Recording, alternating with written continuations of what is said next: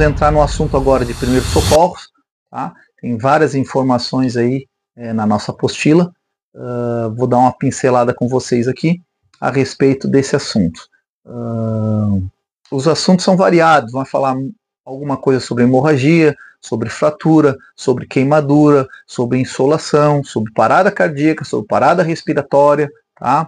Massagem cardíaca, como é que todos os eventos que tu faz, afogado, hipotermia, esses são os assuntos que é o mais comum que tem caído em prova, beleza? Então vamos estar iniciando sobre o afogado. Vamos lá. Quando a pessoa está afogada, primeiro de tudo, a gente vai trazer essa pessoa para fora d'água, vai medir se ela está com batimento cardíaco, tá? E se ela está respirando. Essa é a primeira situação que a gente tem que fazer. Por quê? A gente trouxe essa pessoa, a gente já não vai fazer massagem, já não vai fazer uma respiração artificial, porque a gente nem viu se a pessoa está respirando e se o coração está batendo. Então a gente tem que se atentar a isso. Teve uma questão de prova que perguntava como a gente vai proceder com um afogado. E a resposta era simples. A gente vai trazer essa pessoa para fora d'água, vamos deitar ela de lado para ela vomitar a água que ela bebeu, vamos tirar a roupa molhada e aquecer o corpo dessa pessoa. Então esse é o formato quando se fala de um afogado. Se caso falar que ela teve uma parada cardíaca, aí sim nós vamos fazer uma massagem cardíaca. Se caso falar que ela teve uma parada respiratória, e aí sim nós vamos fazer uma respiração artificial também, tá? Então temos que se atentar nesse detalhe. Falando sobre a massagem, ela fala, na nossa apostila vocês vão ver, que a cada 10 massagens, quando tem um socorrido, a cada 10 massagens ela vai dar 2 sopros. Então 10 massagens e 2 sopros. E assim a gente vai fazendo até chegar ao socorro aí para estar podendo prestar o auxílio para essa pessoa. Tá? Então, na apostila também tem várias situações que fala sobre as paradas, os sintomas, né? Os lábios roxos, quando a gente for fazer uma massagem ou a gente for fazer uma respiração artificial, a gente tem que desobstruir, deixar a pessoa deitada com a cabeça para trás. Então a gente não vai fazer uma respiração nem uma massagem com a pessoa de lado, com a pessoa de ponta cabeça, com a pessoa com o rosto virado. Então nós temos que se atentar nesses detalhes também, tá? Outro assunto que a gente viu cair em prova era falando sobre insolação. A pessoa com insolação quer dizer o quê? Que ela tomou um vermelhão na água, né? Então ela já é considerada com insolação. E aí falava sobre quais são os sintomas da insolação. Então é vermelhidão no corpo, o corpo quente, né? Então o que a gente tem que fazer com essa pessoa que tomou essa insolação? A gente vai trazer para um lugar mais arejado e hidratar o corpo dessa pessoa. Então essa seria a resposta para uma pessoa com insolação. Teve uma questão de prova que falou sobre o que significa a saída de um líquido claro do ouvido. E a resposta é que essa pessoa teve uma queda e teve uma fratura no crânio. Então a pessoa bateu com a cabeça e teve essa fratura no crânio, tá? Então se atentem caso apareça esse líquido claro saindo do ouvido da pessoa. A resposta é que essa pessoa teve uma fratura no crânio. Sobre uma pessoa enjoada, mareada, é muito comum a gente sair para navegar e ter essa sensação de enjoo na embarcação, né? A resposta é que a pessoa deve tomar ar fresco no convés. Então não é se deitar, não é para a cabine, né? Não é para ir para a casa de máquinas. A pessoa realmente é tomar ar fresco no convés. Essa é a resposta adequada. Falando sobre queimadura, tem queimadura de 1º grau, 2º grau e 3º grau. 1º grau a gente identifica só pelo vermelhidão. O 2º grau é quando já cria bolha. E o 3º grau é quando não cria nem bolha, ela já queima a nossa carne, ok? Então vamos lá. 1º grau, vermelhidão.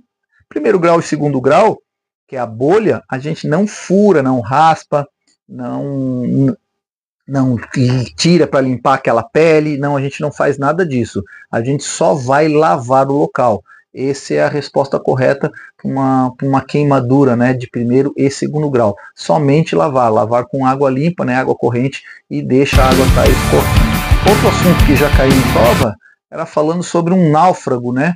Uma pessoa que ficou aí abandonada aí, caiu, teve que se afastar aí, acabou ficando numa ilha. E na questão falava, né, numa situação dessa de emergência, num náufrago, qual era o procedimento? E a pessoa, para não ter distúrbio mental, ela deve descansar ao máximo. É isso que fala na prova, caso um náufrago aí fique aí isolado, tá? A resposta é descansar ao máximo. Sobre choque elétrico, a gente deve primeiro tentar desligar o disjuntor ou tirar da tomada alguma coisa que esteja conduzindo eletricidade, tá? Caso a gente não tenha acesso, a gente vai tentar afastar essa pessoa da corrente elétrica utilizando algum equipamento que não conduz eletricidade, né? Utilizando uma cadeira de plástico, algum cabo que não conduza eletricidade para mim não tomar o choque junto com essa pessoa, tá? Então no choque elétrico eu tenho que ter esse cuidado. Uma pessoa com hipotermia, pessoal. Hipotermia é a sensação do nosso corpo abaixo de 35 graus. Então, eu tenho que cuidar, porque na prova cai lá, se dá bebida alcoólica para aquecer o corpo dessa pessoa. Não, não se dá bebida alcoólica. A bebida que a gente dá para uma pessoa com hipotermia é um chocolate quente, tá? E doce. É assim que a resposta fica bem completa. Quente e doce. Lembre desse detalhe, que aí vocês vão estar conseguindo acertar caso apareça essa questão. Tem uma questão falando de frio também, de gelo, que é chamado de geladura. O que é a geladura? É nas extremidades do nosso corpo, ele acaba não circulando mais o sangue. Quando a gente está muito tempo no mar, então vai ser nos dedos do pé, nas mãos, nas pernas, o sangue, o nosso corpo vai entender que ele tem que aquecer mais essa região onde estão os nossos órgãos vitais, né? Então acaba não levando o sangue para as extremidades.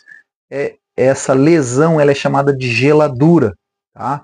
Em filme de neve aí, aparece muitas pessoas tendo que cortar os dedos, né, do pé, da mão. Por quê? Porque depois que o sangue não circula mais, a pessoa tem até amputar aquela parte ali devido a essa situação. Então se atentem aí nesse nome, ele é chamado de geladura, para a galera não confundir aí com hipotermia. Hipotermia é a sensação do corpo, né, abaixo de 35 graus.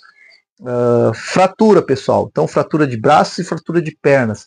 Os braços são colados ao corpo, tá? Então a gente vai tentar imobilizar sempre com o braço colado ao corpo, e as pernas são esticadas o mais natural possível. Então, já caiu em prova sobre um pé fraturado, então a gente estica a perna dessa pessoa, não bota o pé no lugar, né? Não force nada, vai tentar deixar sempre o mais natural possível. Vamos utilizar alguns equipamentos para estar podendo fazer as talas, né? Papelão, madeira, algumas faixas, né? Isso aí a gente consegue estar utilizando para fazer as talas nesse paciente, tanto no braço quanto na perna. Então vamos lá, braços colados ao corpo e pernas esticadas. É assim que aparece na prova para vocês. E o último assunto é falando sobre a hemorragia, perguntando o que é uma hemorragia. A hemorragia é a perda de sangue, né? Uma hemorragia pequena a gente pode estar estancando com um pano limpo. Então a gente vai pressionando o local, botando um pano sobre o outro, e isso ajuda a estancar esse sangue. Se for uma hemorragia muito grande, a gente vai estar usando um torniquete. Esse torniquete a gente pode estar utilizando um cinto, né? Um cabo, uma corda, para estar podendo realmente estancar. E de tempo em tempo a gente tem que frouxar, né? Não podemos estar deixando esse membro preso. E a gente fala que tem que frouxar a cada 10 a 15 minutos, a gente frouxa para estar podendo o sangue estar circulando no membro ali e oxigenando esse membro da pessoa. Tá? Uma hemorragia grande a gente vai estancar com um torniquete, e uma hemorragia pequena a gente faz com a pressão, né, uma compressão com um pano. Sendo que hemorragia, perda de sangue. Já caiu em prova também perguntando sobre qual é a quantidade que um ser humano tem no corpo. Em torno de 6 litros, essa é a resposta, tá, pessoal? Em torno de 6 litros aí é a quantidade que um ser humano adulto contém no corpo, tá? Podem estar assinalando essa questão aí que vocês vão estar acertando. Beleza? E a última informação que eu tenho aí para estar passando para vocês é a respeito de ataque do tubarão. Recentemente andou caindo aí uma questão sobre ataque de tubarão, e é o que eu não devo fazer, alguma coisa nesse formato, tá? Eu não consegui ler a questão, mas foi alguns alunos que passaram para a gente, e aí eu perguntei quais eram as opções que tinha, né? E a opção mais negativa que era tipo tu tirar a roupa, ou tirar o tênis, jogar para um lado para o tubarão ir em direção à sua roupa, ao seu tênis e você nadar para o outro lado. Isso é o que não devemos fazer, não vai ser eficiente, né? E as outras informações era o focinho do tubarão, é a parte que é mais sensível, então bater no focinho tem eficiência. Outra situação é gritar debaixo d'água, ela acaba espantando também, fazer o barulho, gritar debaixo d'água, também é uma situação que é eficiente. Então, dentro desse formato, vocês tentem interpretar a questão e vejam ali mais ou menos o que a capitania, o que a marinha está pedindo, e aí vocês tentam responder essa questão do ataque do tubarão, pegando essas dicas aí que a gente conseguiu passar. Beleza? Espero que vocês tenham gostado dessa matéria. Enfim, a gente acabou fazendo esses vídeos aí para estar ajudando vocês. Muito dessas informações a gente já comentou na nossa aula prática, tá? Então isso aqui com certeza vai estar ajudando, junto com a nossa apostila, junto com as questões de prova que nós passamos para vocês. Tenho certeza que vocês vão estar conseguindo a aprovação perante a prova da capitania. Fica aqui o meu abraço e qualquer dúvida aí a gente está à disposição, tá bom? Até mais.